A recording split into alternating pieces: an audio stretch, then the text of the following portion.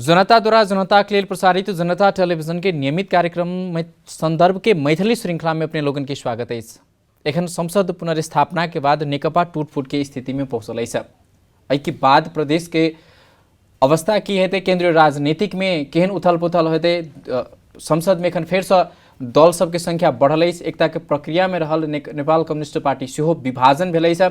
ओहि विषय पर एखन बहुत चर्चा परिचर्चा चल रहा है। विभिन्न दल पार्टी सब एखन संसदीय दल के बैठक बजा कर कौन तरह से आगाड़ी बढ़ सके से कहकर रणनीति के तैयारी में रहल है।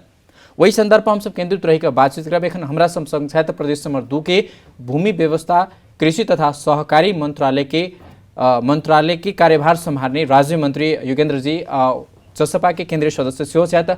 उनका ही केंद्रीय राजनीतिक पर केंद्रित रही विशेष बातचीत करब। स्वागत है सबने के कार्यक्रम में। धन्यवाद।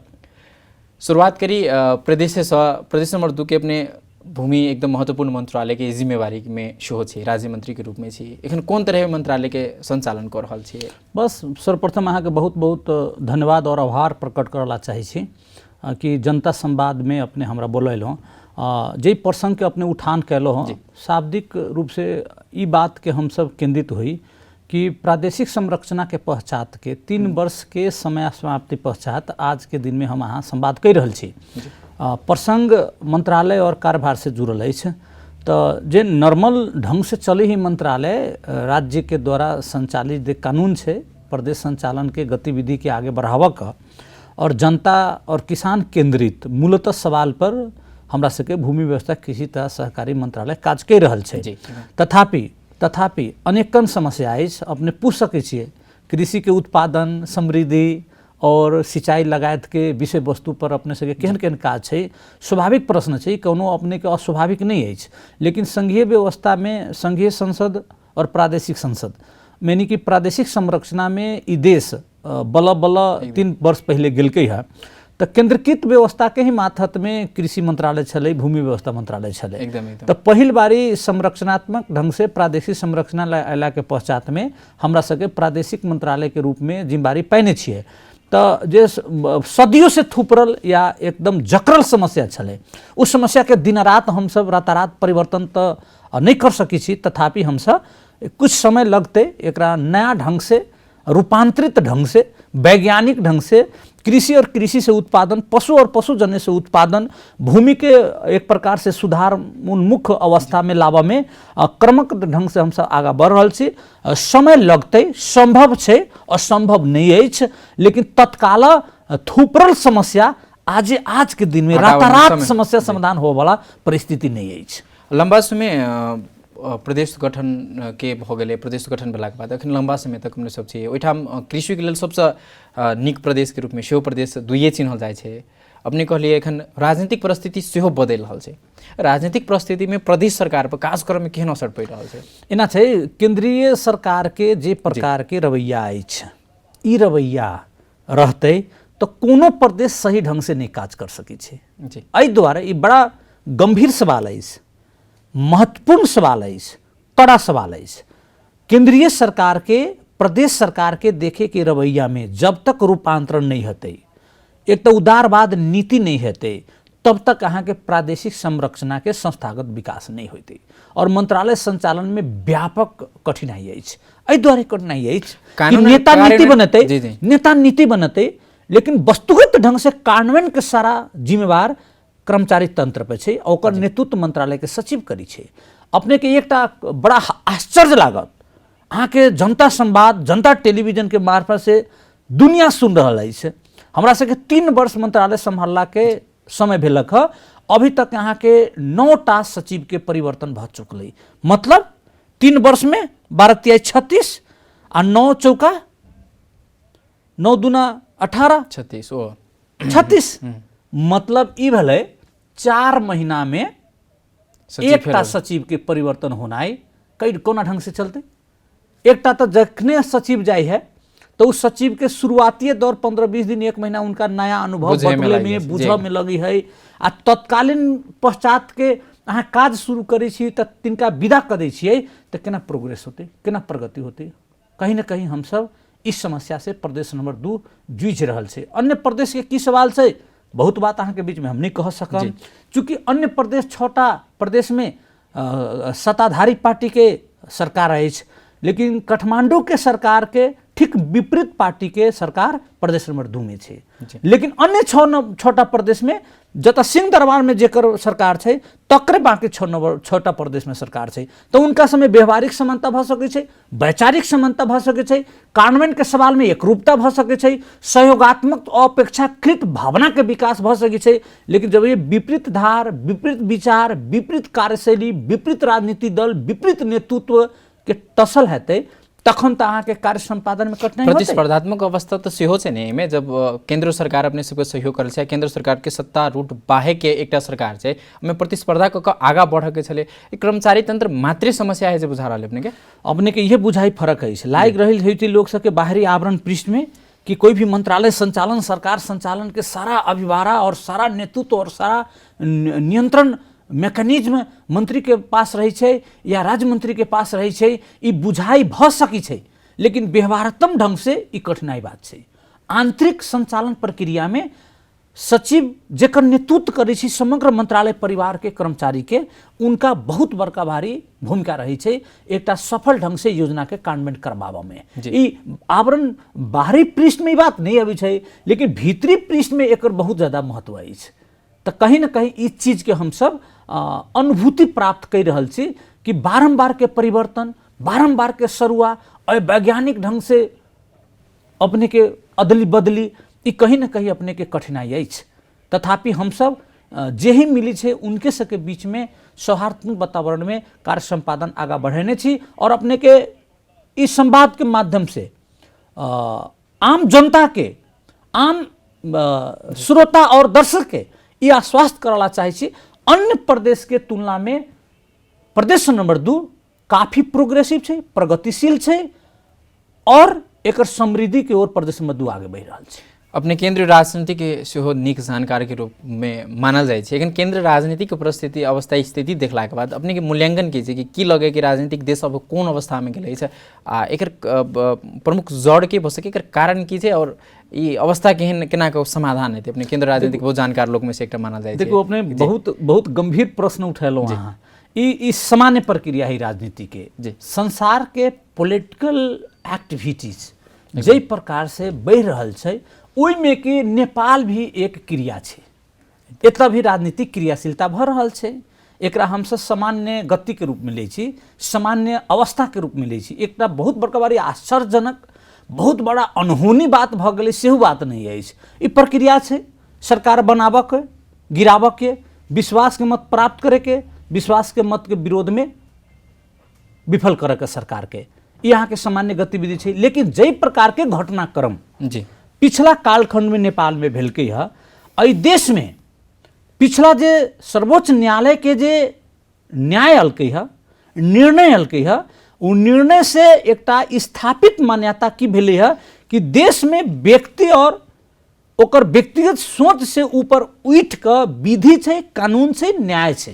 तो न्याय स्थापित भेलकै है।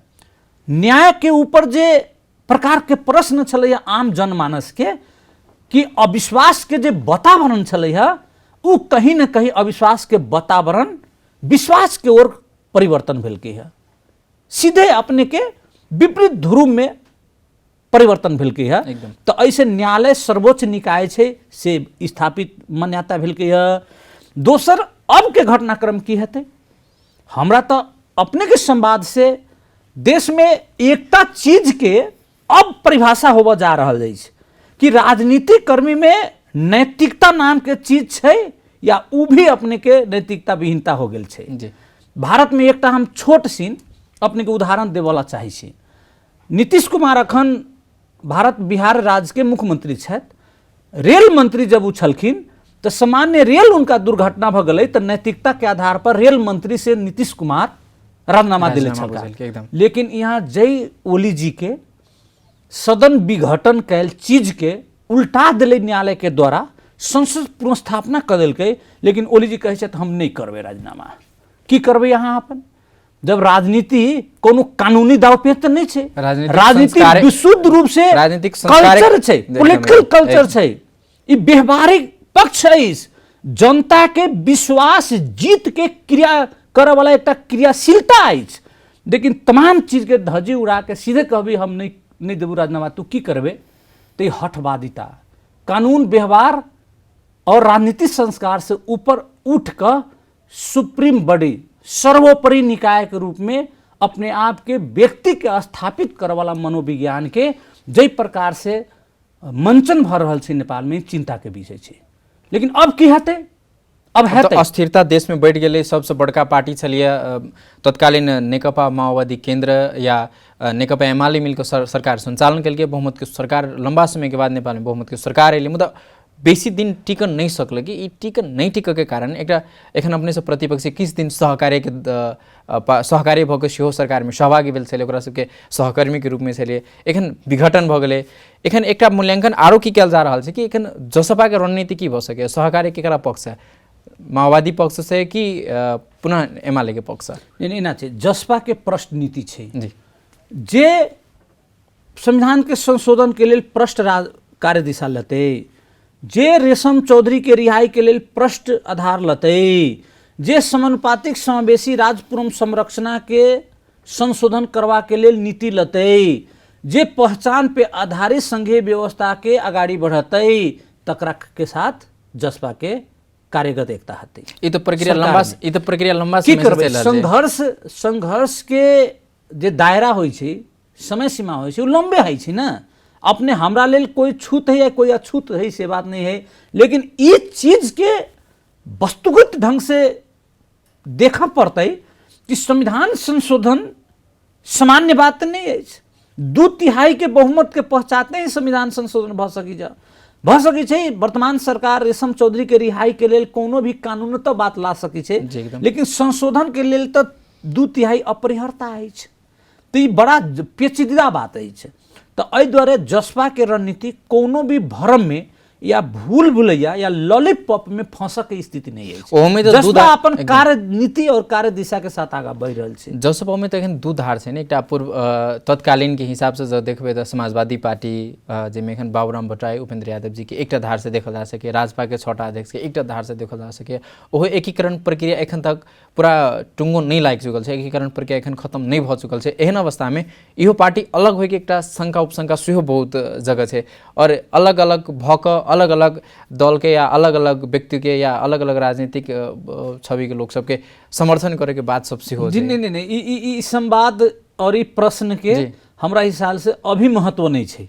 अभी अपने से संवाद करी वक्त में एकर कोनो सांदर्भिकता नहीं छै। एहि दुआरे नहीं है कि अभी अपने से हम संवाद कर रहल छी, तखन हमरा सबके संसदीय दल के बैठक जारी है। आज के संसदीय दल के बैठक में सीधा तौर पे एकटा समसामयिक राजनीति के सवाल पे दुनू सर्वदलीय अध्यक्ष अपन राजनीतिक बात राख रहल छथि। ज्येष्ठ उमेर के आधार पे संसदीय दल के बैठक के अध्यक्षता माननीय कार्यकारिणी अध्यक्ष महन ठाकुर जी कलखिन, और राजनीतिक समसामयिक विषय पर वो बात रखलखिन। उपेंद्र सर भी रखला अपन बात, और आइए के दिन से इस संसदीय दल के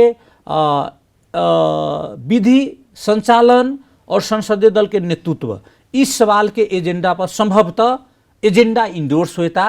पहले तो समसामयिक राजनीति के सवाल पर आई छलफल होता, और बाकी एक संसदीय दल के समायोजन, ओकर अपने के संचालन के गतिविधि लगायत के सवाल में हमरा लाग रहल छै अगुलका बैठक में या आबा वाला बैठक में ये लोग कार्य दिशा तय करता।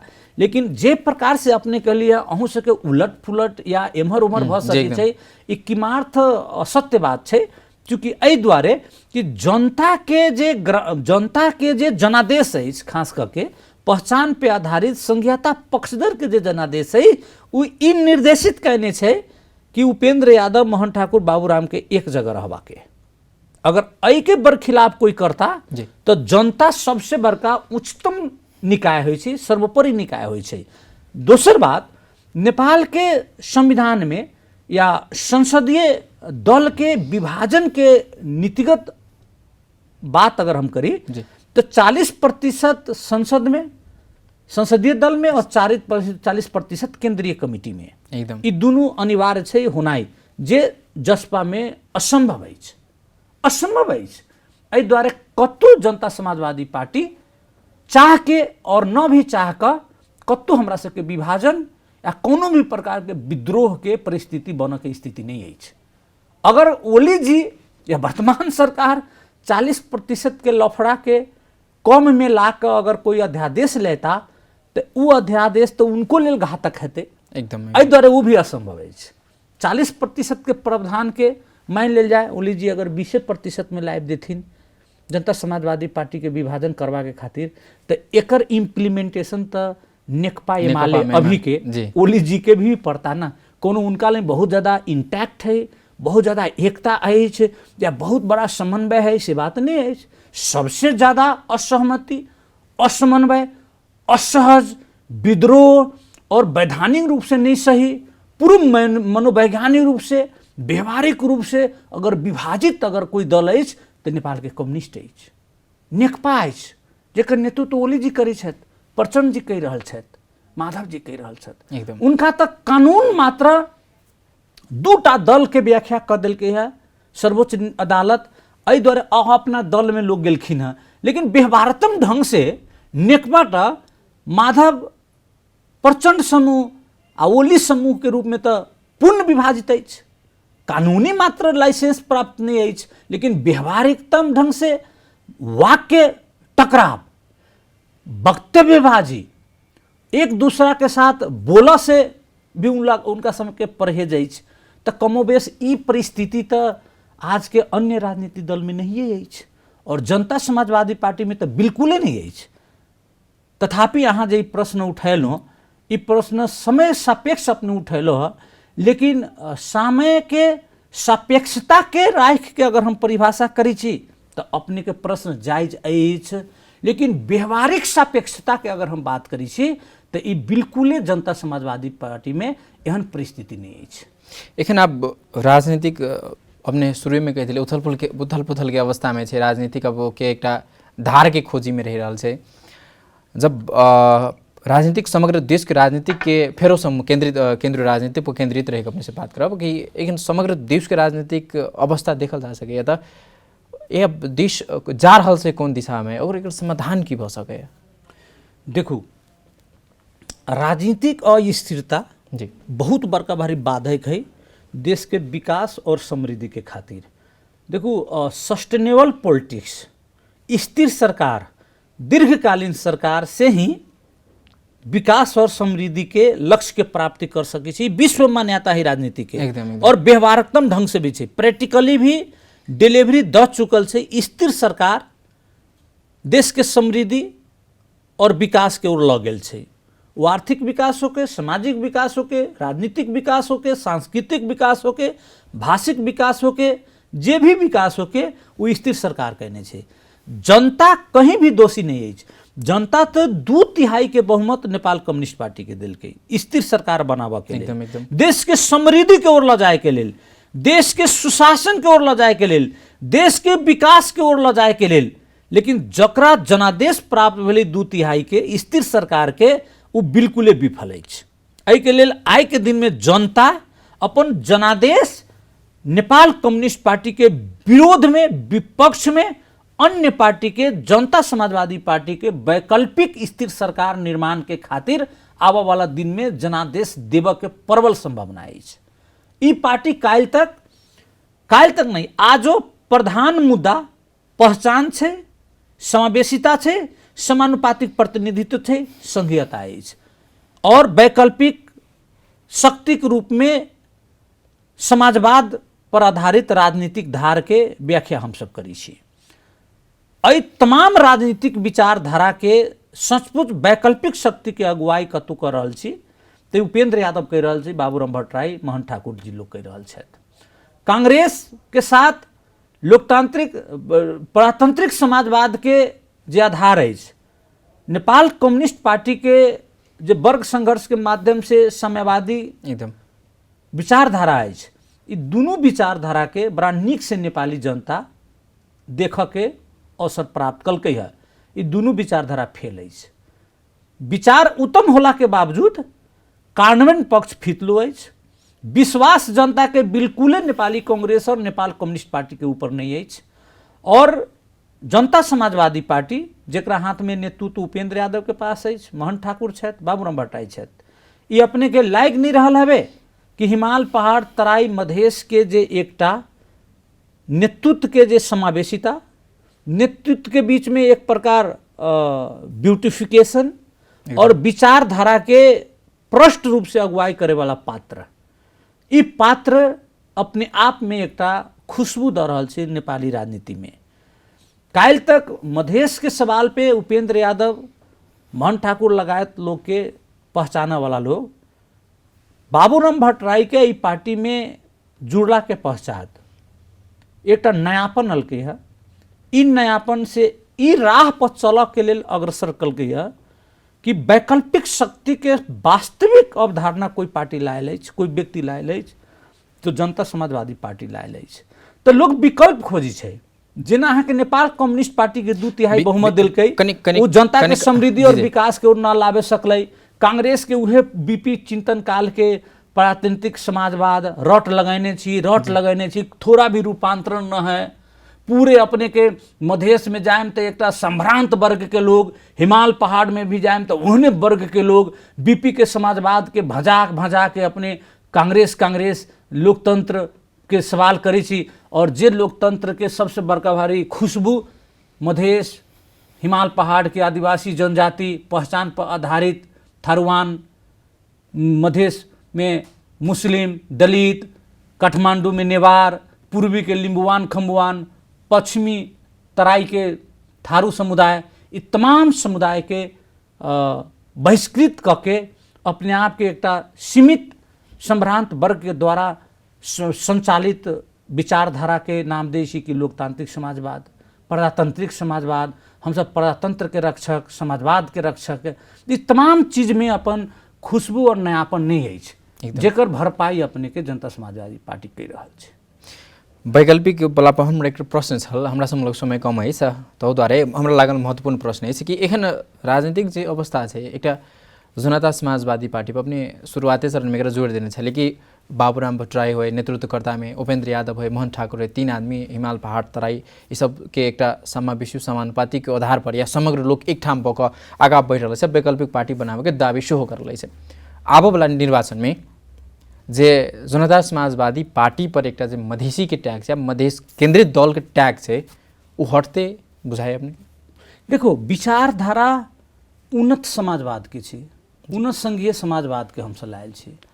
उन्नत संघीय समाजवाद के मूल विचारधारा अपने के समाजवादी विचारधारा, एकदम साम्यवादी विचारधारा, हमरा सबके बीच में उन्नत संघीय समाजवाद के हम सब व्याख्या करने छी। उन्नत संघीय समाजवाद के मूल थीम ये है कि people interested socialism, people interested यानी कि आम जनता, जनरल पीपल के नीड पे आधारित समानतावाद ही समुन्नत संघीय समाजवाद है। मतलब कोई भी नीति और विचार के हम मार्केट में ले लो तो नीति और विचार के इंटरेस्ट आम जनता से होबा पड़ रहे, जेता कोई अपने के इंडस्ट्रियलाइजेशन के हम विकास कैलों, ओकर उत्पादन के मूल्य कोना के केंद्र बिंदु रख के हम तय करबै, तो वो आम उपभोक्ता वर्ग, आम साधारण जनता के आर्थिक हैसियत के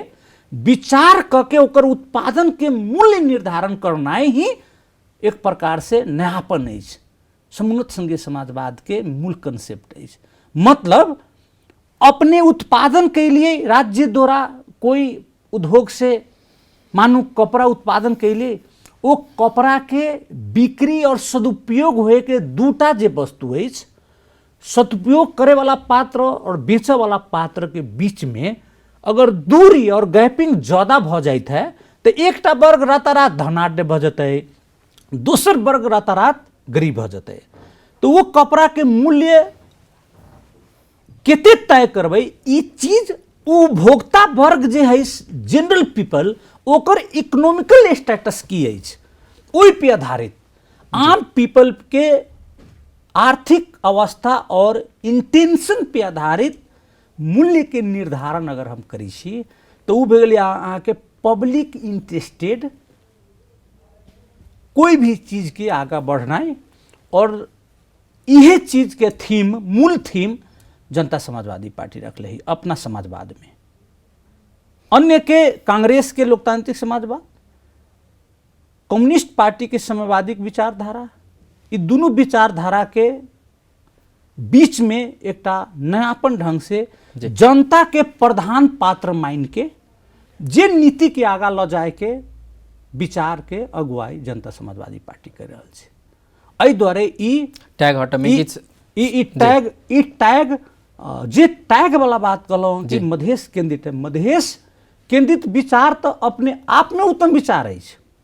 मधेश मात्र ई पार्टी मधेसी नहीं, हिमाल पहाड़ तराई मधेश के जे उपेक्षित वर्ग है, जे पीड़ित वर्ग है, जे वर्ग के राज के मूल संचालन में अस्तित्व नहीं है या अवसर नहीं मिलल है, उस सारा अवसर के एकटा सीमित वर्ग सदुपयोग कर रहा है। उ वर्ग के संख्या तो बहुसंख्यक है, सीमित संख्या वाला राज्य द्वारा शासन करे है जी, और बहुसंख्यक शासित है। तो बहुसंख्यक लोग तो मधेश तराई के हिमाल पहाड़ के आदिवासी जनजाति मधेसी मुस्लिम दलित है।